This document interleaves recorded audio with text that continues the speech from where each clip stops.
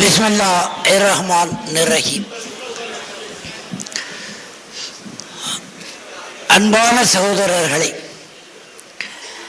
இந்த நிகழ்ச்சியை ஏற்பாடு செய்ய நான் வந்து சேர்ந்த நாளிலேயே முடிவு செய்து பெருமுயற்சி எடுத்துக்கொண்டு இவ்வளவு அருமையாக இந்த நிகழ்ச்சியை ஏற்பாடு செய்த இமாம் அவர்களே, மேடையிலே இருந்து என்னை வாழ்த்திய பெருமக்களே, எல்லாவற்றுக்கும் மேலாய் கொஞ்சம் சலனப்பட்டு இருந்த என் மனத்திற்கு மருந்தாக அமைந்த பேச்சை வழங்கிய தம்பி திருமாவளவன் அவர்களே, என் முன்னாலே விற்றிருக்கிற பெருமக்களே, இஸ்லாமிய அறிஞர்களே, எல்லோருக்கும் என் நன்றி. அப்துல்லாவாக நான் வந்தது ஏன் என்று 2-3 கோணங்களில் அலசப்படுகிறது தமிழ்நாட்டில். திராவிடர் கழகத்தை நேரடியாக சார்ந்தவனாக நான் என்றைக்குமே இருந்ததில்லை. அந்த ரகசியம் யாருக்குமே தெரியல.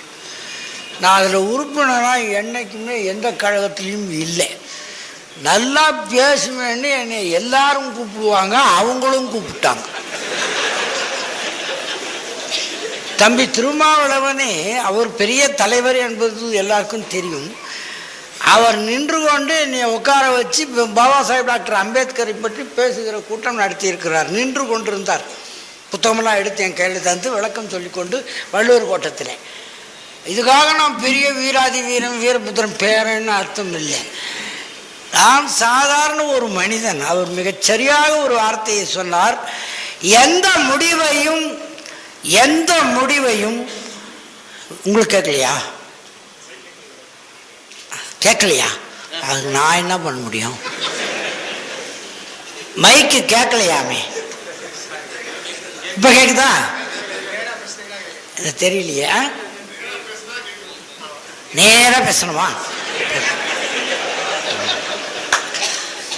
அப்படி திரும்ப கூடாது. அன்பார்ந்த சகோதரர்களே, இப்ப கேக்குதா? இன்னும் கேட்கலன்னா நான் பொறுப்பு இல்லை.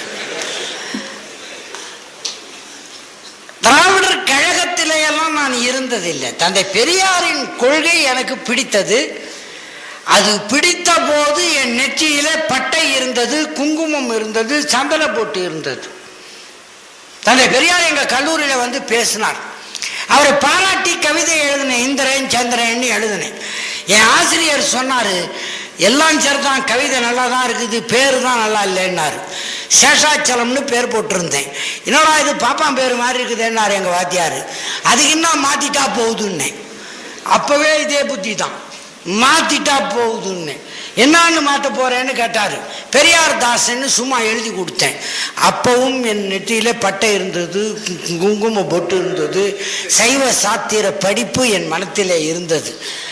அப்போ மாறினமே பேரை தான் மாத்திக்கிட்டே தவிர ஆள் அப்ப மாறல. பிறகு அந்த தத்துவங்களை பயின்று பல ஆண்டுகள் எடுத்துக்கொண்ட பிறகு தந்தை பெரியாருடைய கூட்டத்திலே பேசுவதற்காக நான் ஒரு முறை புறப்பட்டேன். எங்க அப்பா கிட்ட சொன்னேன், நான் பெரியார் கூட்டத்தில் இன்னைக்கு பேச போறேன், என்னை கூப்பிட்டுருக்குறாங்கன்னு சொன்னேன். அவர் ரொம்ப சந்தோஷப்பட்டு நல்லா சாமி கும்பிட்டுக்கிட்டு நெத்திக்கிட்டுக்கிட்டு பத்திரமா போய் பேசுவாடான்னாரு எங்க அப்பா. எங்க பெரியார் கூட்டத்துக்கு இங்கே சிந்தாதிரிப்பேட்டையில் ஒரு தெருவில் கூட்டம், தந்தை பெரியார் பேசி கொண்டிருக்கிற கூட்டம். என்னை கூப்பிட்டவர் சும்மா நான் காட்டியும் கூப்பிட்டுக்கிறார். மெய்யா கூப்பிடல, அது எனக்கு தெரியாது. நான் போய் ஒரு பக்கமாக தயாரிச்சுக்கிட்டு முதல் கூட்டம் பெரியார் கூட்டத்தில் பேச போறேன்னு ரொம்ப அக்கறையாக போய் அவசரமாக தயார் பண்ணிக்கிட்டு எங்கள் அப்பா கிட்ட வேற திட்டு வாங்கின்னு போய் நின்னா, இவர் பேசுவார், அவர் பேசுவார், இவர் பேசுவார், அவர் பேசுவார்னு என் கையை பிடிச்சவர் விடவே இல்லை. கடைசியாக தந்தை பெரியார் பேசுவார்னு அறிவிச்சிட்டாங்க. எனக்கு வேலை வெளுத்து போச்சு. இந்த வாய்ப்பு போச்சே, பேசலையேன்னு நான் நடுங்கி போயிட்டேன். கவனியுங்க, யார் இந்த பெரியாதாசன் நீங்கள் தெரிஞ்சுக்கிறதுக்காக இதை சொல்கிறேன். திமிர்த்தனமாக சொல்கிறதா யாரும் நினைக்க மாட்டீங்க. இன்னைக்கு விமர்சிக்கிறவர்களுக்கு இதுவே பதிலாக இருக்கும். அன்னைக்கு என்னை பேச விடலை. பெரியாருக்கு முன்னாலே தந்தை பெரியார் பேசி முடிச்சுட்டார். 1.5 மணி நேரம் 2 மணி நேரம். நன்றி உரை சொல்றதுக்கு யார் பேரையோ சொன்னாங்க. நான் வேகமா ஓடி போய் மைக்க பிடிச்சுக்கிட்டேன். பிடிச்சுக்கிட்டு என்ன பண்ணேன்னு தெரியுங்களா? எல்லாரும் கலைஞ்சிருவாங்க, உங்களுக்கு தெரியும் தானே. நன்றி உரை சொன்னா இருப்போம். அதுக்கு தான் இப்போ முதல்ல நன்றி உரை சொல்லி அப்புறம் திருமாவளவன் பேச சொல்றது. இப்போ அந்த மாதிரி மாடல் கொண்டாந்துட்டோம். அந்த காலத்தில் அது இல்லை. நன்றி உரை சொல்ல விட்டாங்க பாருங்க. பெரியார் பேசி முடிச்சதும் ஒரே சலசலப்பு, எல்லாரும் போயிட்டே இருக்கிறாங்க. சௌமியே ஐயப்பான்னு கத்தனேன் எங்க மைக்கில். அசந்து போய் எல்லாரும் அப்படியே நின்னா, எவன்டா ஐயவன் பெரியார் கூட்டத்தில் சாமி சரணம் ஐயப்பா அப்படின்னு, சபரிமலை சாஸ்தாவே சரணம் ஐயப்பான்னு எல்லாம் திரும்பி பார்த்தான். பெரியார் என்னாரு என்றெல்லாம் கருப்பு சோகா போட்டுக்கிட்டு திரியிறவங்க மத்தியில பகுத்தறிவை பரப்புகிற கருஞ்சட்டைக்காரர்களே அப்படின்னு ஆரம்பிச்சு பேசுறேன். தந்தை பெரியாரின் கொள்கையை கேட்டவங்களே அப்படி இப்படின்னு சொன்னா நம்ப மாட்டீங்க. அரை மணி நேரம் பேசினேன். அதாவது நான் தயாரித்து வச்சதெல்லாம் பேசிட்டேன். பேசி முடிச்சுட்டு பெரியார் சொன்னார், தம்பி ரொம்ப நல்லா பேசுகிறாரு, நாளைக்கு அவரை குடியாத்தம் கூட்டணுவாங்கன்னு சொல்லிட்டு போயிட்டார். அப்படி வந்தவன் தான் இந்த பெரியார் தாசன். அவருடைய தத்துவங்களை தெரிந்து கொண்ட பிறகு வந்தேன். இன்னைக்கு அவர் தத்துவங்கள் தெரியாதவங்கெல்லாம் என்ன விமர்சிக்கிறாங்க. இன்னமும் சொல்லுகிறேன், கடவுள் மறுப்பு, சாதி மத ஒழிப்பு, வகுப்புரிமை பாதுகாப்பு, பெண்ணடிமை ஒழிப்பு, சமதர்ம ஆட்சி அமைப்பு, சுரண்டல் எதிர்ப்பு, எல்லாவற்றுக்கும் மேலே சுதந்திர தமிழ்நாடு என்ற கொள்கைகளோடு வாழ்ந்தவர் தந்தை பெரியார். அதில் கடவுள் மறுப்பு ஒன்று தான் நம்ம லிஸ்டில் இப்போ இல்லையே தவிர மீதி எல்லாம் பெரியார் தாசனுக்கு இருந்த அளவுக்கே இந்த அப்துல்லாவுக்கும் இருக்குது. இது தெரியாமல் என்னை விமர்சிக்கிறாங்க. அவங்களுக்கு பதில் சொல்றதுக்காக இந்த கூட்டத்தை நான் பயன்படுத்த விரும்பலை.